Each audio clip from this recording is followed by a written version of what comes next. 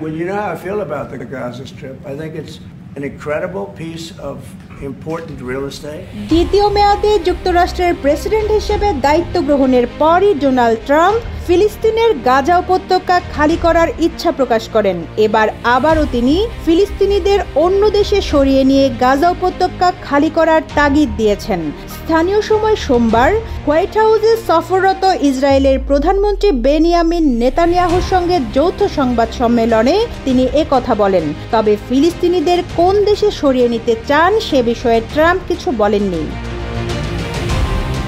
সংবাদ সম্মেলনে গাজাকে আবাসন নির্মাণের জন্য দারুণ স্থান হিসেবে বর্ণনা করেন ট্রাম্প। তিনি বলেন, গাজা উপত্যকার নিয়ন্ত্রণ ও মালিকানার জন্য যুক্তরাষ্ট্রের একটি শান্তি বাহিনী থাকলে ভালো হবে। এছাড়া গাজায় একটি মুক্তাঞ্চল প্রতিষ্ঠা করতে চান ট্রাম্প। গাজাকে নরক হিসেবে উল্লেখ করে তিনি বলেন, বর্তমান পরিস্থিতিতে কেউ গাজায় বসবাস করতে চায় না।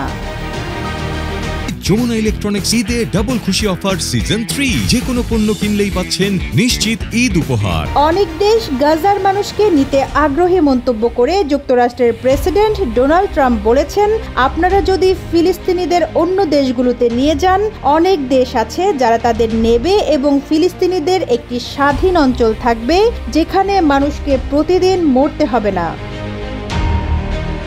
তিনি আরও বলেন, 2005 সালে দখলদার ইসরায়েল গাজা থেকে তাদের সব সেনাকে প্রত্যাহার করে নিয়েছিল। এর 2 বছর পর অভ্যুত্থানের মাধ্যমে গাজার নিয়ন্ত্রণ নিয়েছিল হামাস। এরপর থেকে সেখানে তাদেরই শাসন চলছিল। ইসরায়েল কেন 2005 সালে গাজা থেকে সেনা ও বসতি সরিয়ে নিয়েছিল সেটিরও সমালোচনা করেছেন মার্কিন প্রেসিডেন্ট। তার মতে, গাজা থেকে শান্তির জন্য ইসরায়েল সেনাদের প্রত্যাহার করে নিয়েছিল, কিন্তু সেই শান্তি আসেনি। Hamas and all of the problems there, the level of death on the Gaza Strip is just... অপরদিকে গাজা নিয়ে ট্রাম্পের সুরে কথা বলেছেন নেতানিয়াহু। তিনি বলেন, দীর্ঘদিন ধরে চলা যুদ্ধের পর গাজা পুনর্নির্মাণ করতে অনেক সময় লাগবে। গাজা নিয়ে ট্রাম্পের একটি পরিকল্পনা রয়েছে, তারা সেটি নিয়ে কাজ করছেন। এর আগে গত জানুয়ারিতে দ্বিতীয় মেয়াদে যুক্তরাষ্ট্রের প্রেসিডেন্ট হিসেবে দায়িত্ব নেওয়ার পর গাজার ফিলিস্তিনিদের অন্য দেশে সরিয়ে নিয়ে গাজা উপত্যকা খালি করার ইচ্ছা প্রকাশ করেন ট্রাম্প। এজন্য গাজার বাসিন্দাদের আশ্রয় নিতে মিশর ও জর্ডানের প্রতি আহ্বান জানান তিনি। তবে ট্রাম্পের এমন মন্তব্যের তীব্র সমালোচনা করে গাজার সশস্ত্র প্রতিরোধ সংগঠন প্যালেস্টাইনিয়ান ইসলামিক জিহাদ।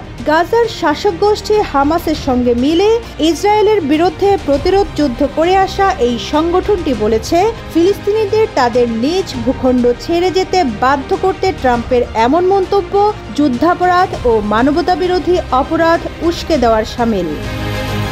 Rizwana Rinti, news desk, Ittefaq.